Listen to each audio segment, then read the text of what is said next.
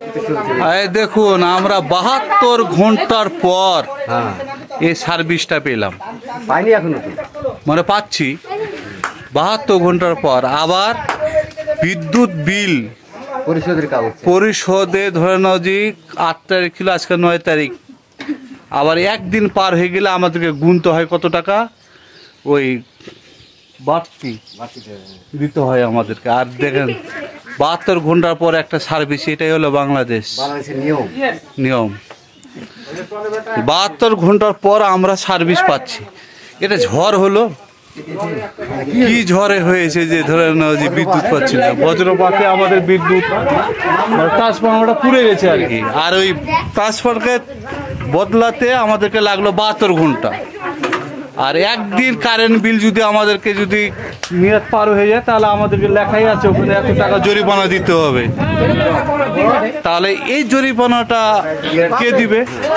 ৭২ ঘন্টা যে আমরা পেলাম না বিদ্যুৎ সার্ভিসটা, হ্যাঁ, তাহলে এই বিদ্যুৎটা সার্ভিসটা কে দিবে? এটা এই ক্ষতিপূরণটা বিদ্যুৎ আমাদেরকে দেওয়া উচিত। ৭২ ঘন্টা যে আমরা কষ্ট ভোগ করলাম, এই কষ্ট ভোগটা কে দিবে? এটাই হলো বাংলাদেশ, কিছু করার নাই।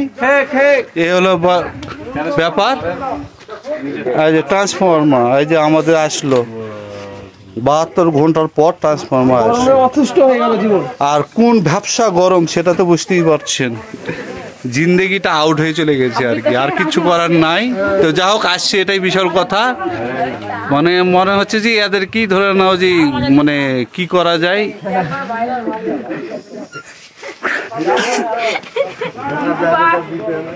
এই হলো ব্যাপার।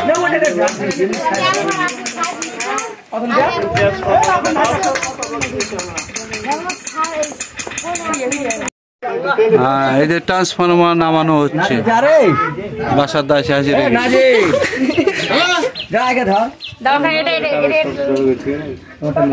এই যে দড়ি ধরে বসে আছে, এই দড়ি তো সেই দড়ি।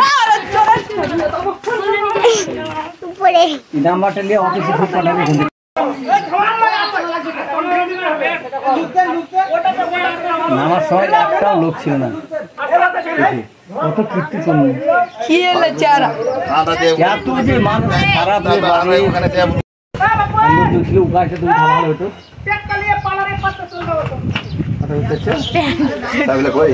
ফোন রাখেন, ফোন করেছে।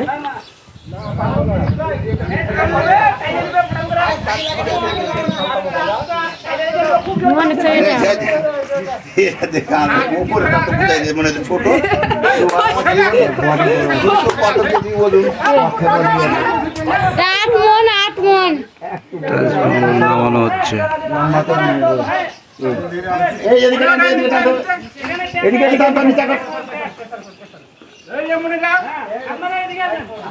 আমার ঠিকই জানা আছে কোন দিকে যাবে।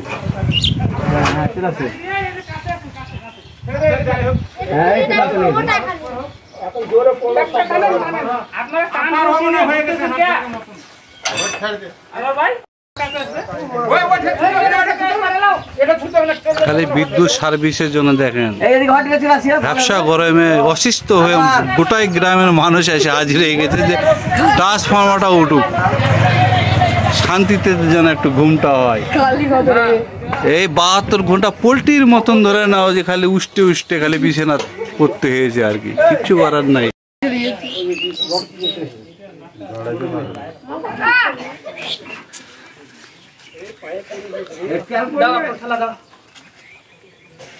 মাথায় করে নে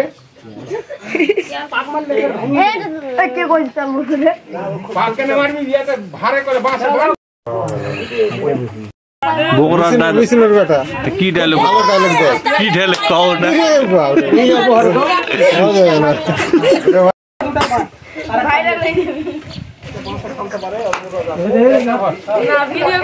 একটু শান্তির আশায়, একটু শান্তির আশায় গ্রামবাসী সবাই ধরে নেওয়ার চেষ্টা করছে আর ব্যবসা গরমে ৭২ ঘন্টা কোনো বিদ্যুৎ ছিল না।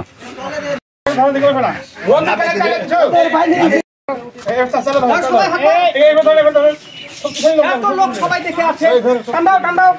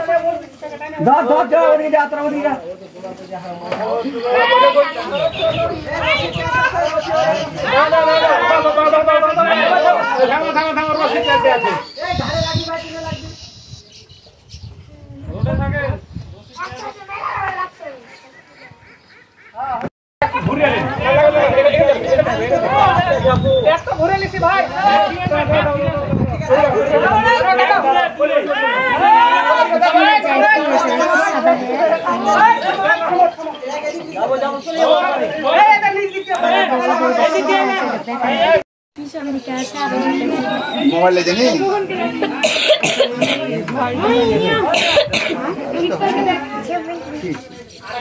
ওই যে গাড়িতে যে ট্রান্সফার উঠাইতে হবে যে লোক ছিল ওই জন্য বলছিলাম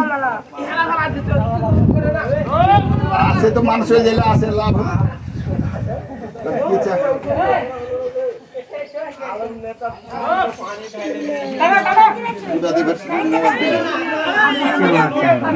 কি